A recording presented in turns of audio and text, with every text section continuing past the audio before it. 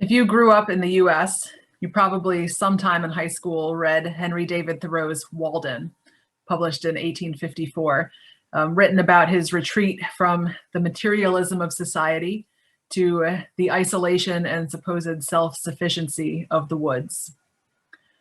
One thing you may or may not know about Thoreau is that he once went to jail for refusing to pay his taxes. The tax in question was a poll tax, or a head tax, levied on every individual without regard to income. And Thoreau's objection was that this money would go to fund an imperialistic war with Mexico and a government that permitted slavery. Thoreau only spent one night in jail. A relative ended up paying the tax for him. Thoreau wrote his essay, Civil Disobedience, from the experience. Still, the event illustrates what we probably already know, and that is that taxes can be polarizing. We could, of course, go much more modern with this, like to the most recent tax reform enacted by Congress and the Trump administration, which some of us may have feelings one way or another about. We could talk about President Trump's tax returns themselves. They've been in the news, but we won't. We won't go there. As the saying goes, nothing is certain but death and taxes. And I'll add the fact that we're going to disagree about taxes. We disagree on who should pay them. Is it right for the wealthy to pay a higher percentage of their income? We disagree about how high they should be. We disagree about what they should go to. Ongoing military action in the Middle East, various social services, abortion. Unsurprisingly, taxes were also controversial back in Jesus' day. The taxes in question here would not have been taxes levied by a democratic government on its people, however begrudging, for the supposed common good. The tax in question was a tax paid to the Roman Empire by those in its conquered territories for the privilege of having been conquered. It was payable by every adult male. You remember in the Christmas story when Mary and Joseph traveled to Bethlehem for the census? No one in that story is conducting a census for the purposes of ensuring equal representation. It's to make sure everyone pays their taxes. And obviously, people in Judea who were not so keen on being ruled by Rome were probably not so keen on paying taxes to them either. It's an interesting crew of people who approach Jesus today in this passage with this question about a tax. They are disciples of the Pharisees, who we have come to know, if not love, over the past couple weeks. But they also today add some so-called Herodians to the mix. The Herodians were a group that politically supported Herod, the local king who was underwritten by Rome. And they would have supported paying Roman taxes. The Pharisees, however, were known not to support paying taxes to Rome. They still paid them. They didn't actively resist. They were just grumpy about it. What these two different groups have in common is that they don't so much like Jesus.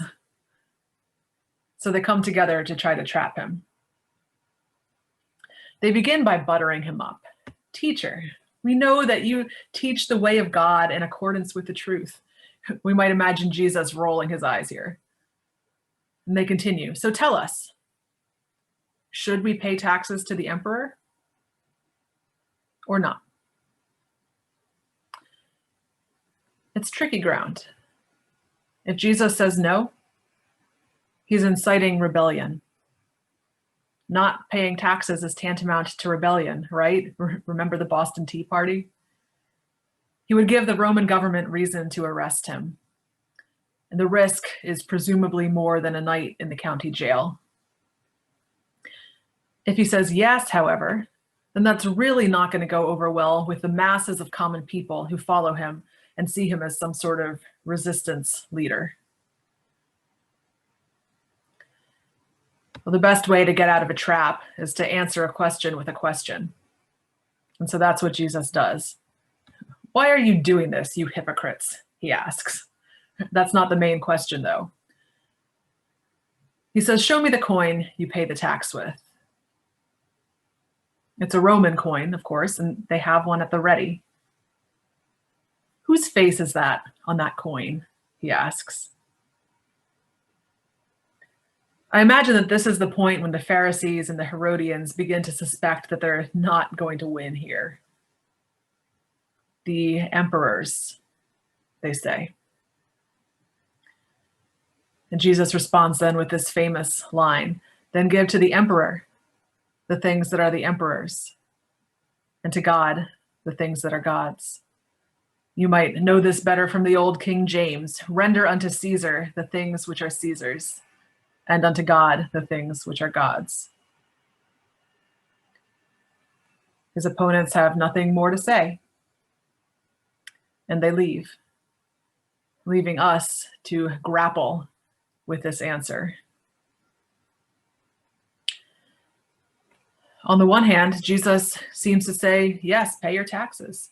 And that's how many Christians over the years have taken it, that we can be faithful Christians and also good citizens of the empire of which we are a part. Perhaps we read this and understand that life can be divided into two spheres, the worldly and the religious. And in one, we pay our taxes and vote and argue about public policy. And in the other one, we go to church and sing hymns and read our Bible.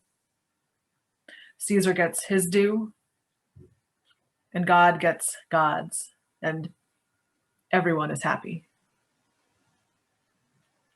But I wonder if we're missing something there. I wonder if we end up focusing too much on the first part of Jesus' answer, render unto Caesar, and not enough on the second half, render unto God. Because what is that which is God's? Psalm 89 puts it this way: "The heavens are yours, the earth is also yours, the world and all that is in it, you founded them." What is that which is God's? Everything, the whole world, our whole lives. It's almost as if Jesus says here, you're asking me about paying taxes, but you're missing the bigger question. And it is a bigger question, isn't it? Because no matter how we might feel about it, paying taxes is easy, in the sense that we at least know how to do it.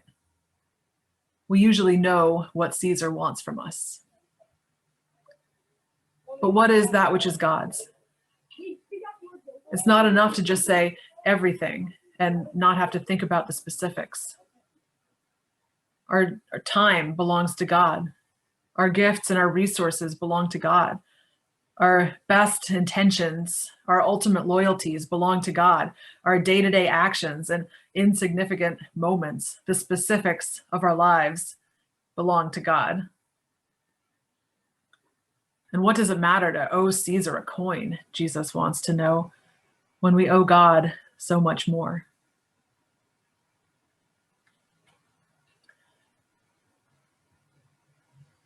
We might hear Jesus answer as a rebuke to these hypocrites, these people who have Roman coins in their pockets the whole time. They come with a question about taxes, but they're already participating in the whole oppressive Roman economic system.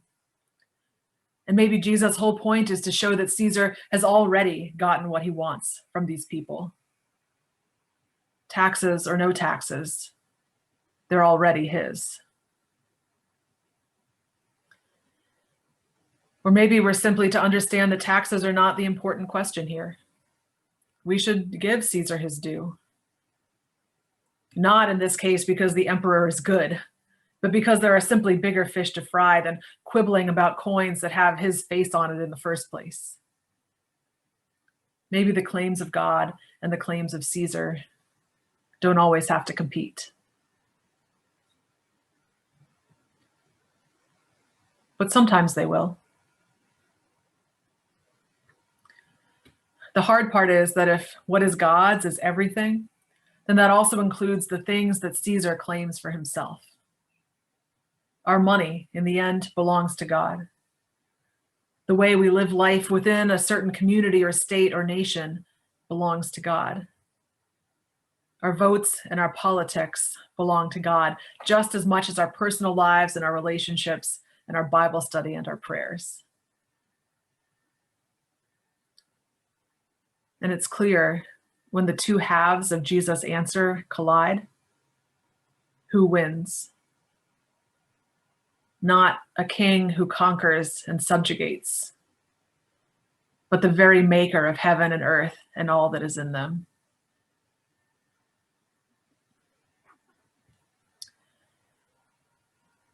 I had trouble figuring out how to end this today. And I think the reason is that the statement is meant to just hang there. The Pharisees and Herodians leave because they have nothing to say. They sense that Jesus just said something biting and poignant and true, and they have to go figure out what it is. And I think that's the invitation that Jesus has for all of us, to let it hang there. Give to God what is God's, to let that statement question our days and our moments, our big decisions and our seemingly insignificant choices.